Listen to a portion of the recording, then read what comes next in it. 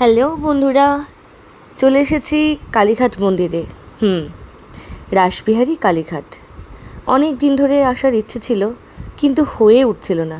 ওই বলে না যে ভগবান না চাইলে হয় না, তাই ভগবান চেয়েছে চলে এসেছি আমরা কালীঘাট মন্দিরে। তোমরাও এসো।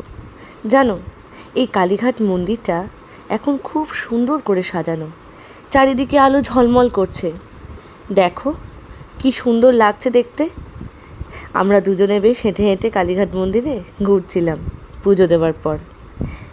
সবথেকে বড় কথা, এই কালীঘাট মন্দিরটা আগে যেন কেমন অগোছালো ছিল। হ্যাঁ, মাঝে মধ্যে সেলফিও তুলছিলাম।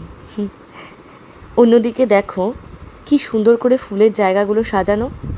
আবার কিছু কিছু জায়গাতে খুব সুন্দর করে প্রসাদের কাউন্টার, মানে যারা তোমরা প্রসাদ দেবে, মানে ঠাকুরকে পুজো দেবে, ডালা দেবে, সেই জায়গাটাও একটা আলাদা করে করা হয়েছে।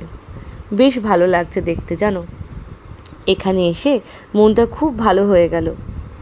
বেশ ভালোভাবে পুজো দিয়েছিলাম। জানো, খুব কাছ থেকে ঠাকুরকে দর্শন করেছি, এবং সেই আগের মতন বিরক্ত করা, পাণ্ডাদের ডিস্টার্ব করা ব্যাপার আর নেই।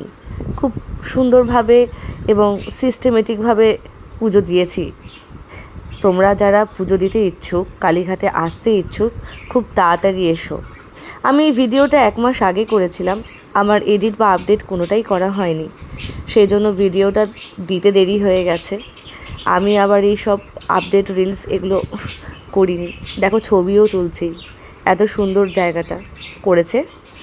যাই হোক, তো আমি এবার এই ভিডিওটা তোমাদের কাছে পৌঁছাবো, এই আপডেটটা দেব। তার কারণ হচ্ছে আমি ভীষণভাবে এখানে এসে এত আমার মন ভালো হয়ে গেছিলো যে তোমাদের সাথে শেয়ার না করে পারলাম না। তোমরাও কিন্তু এসো।